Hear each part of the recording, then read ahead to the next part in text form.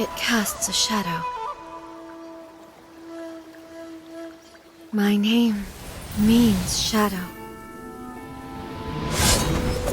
With my blade, I purged all obstacles to progress.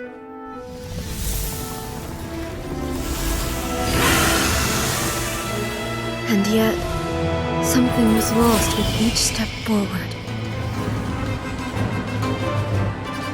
In the end, I even lost her. The tales are still retold in the shade of every Thunder Sakura. But the wounds left on our nation by that terrible loss still ache. Never stop searching, even if only for a brief flash of light. If nothing else, we have the present moment. She said that once.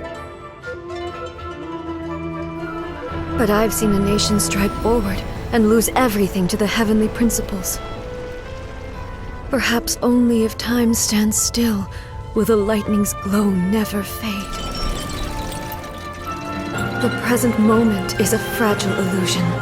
Only eternity can bring us closer to the heavenly principles. I am no longer the shadow. Mine is the most supreme and noble form. Let power over the realm be vested within me. In this form shall I honor my subjects' dream, for a land of eternity, unchanging forevermore. The heavenly principles. Irrelevant nonsense as far as I'm concerned. When all's said and done, all you really want is to protect your beloved Inazuma forever and ever. Isn't that right? That would be something of an oversimplification. But is this nation worth existing for eternity? Stripped of ambitions, stripped of the potential for change, it does nothing more than simply exist. It is a hollow shell of a nation.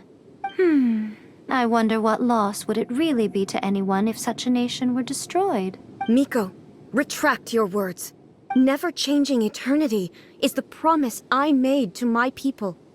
But what your people need from you is not your promises. They want your attention.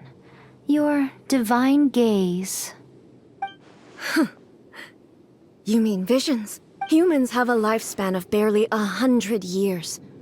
They cannot afford to bear any extra losses. But I have experienced it all. That is why I have chosen to guide them along the correct path toward eternity.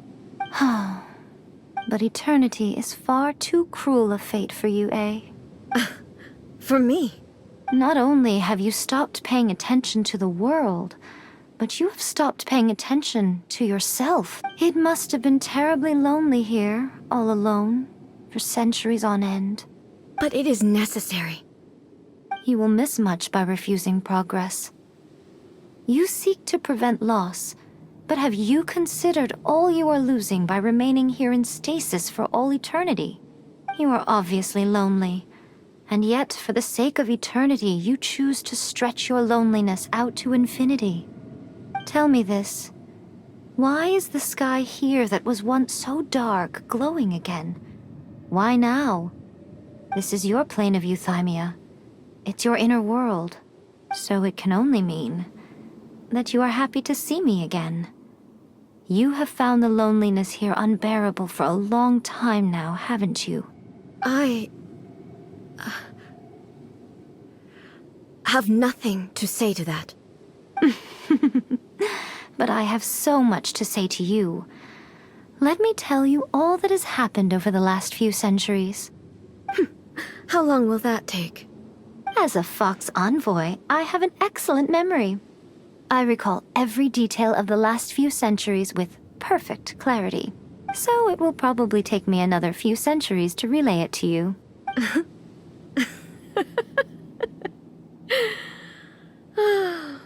Miko, I never thought I would have the chance to meet with you like this again.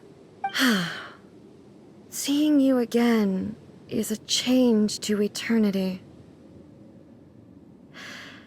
And a very nice surprise.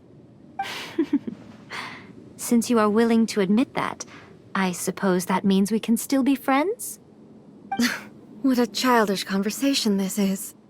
Anyway, now that I have been defeated by you and your plan, I will honor your wish to abolish the Vision Hunt Decree.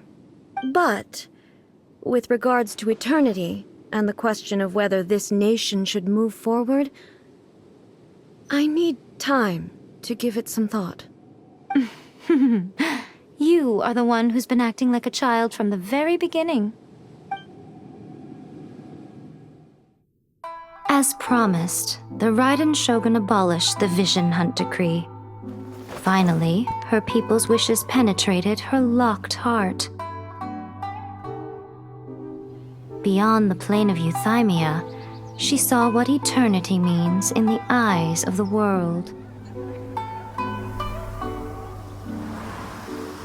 When one's fervent ambition burns brightly, the gods will cast their gaze upon you.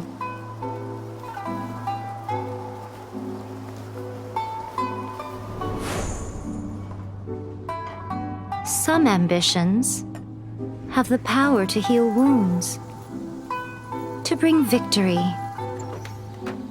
to inspire hope.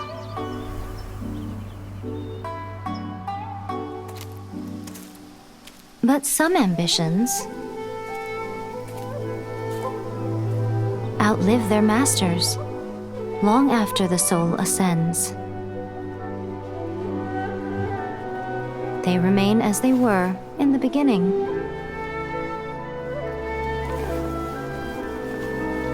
Burning bright and true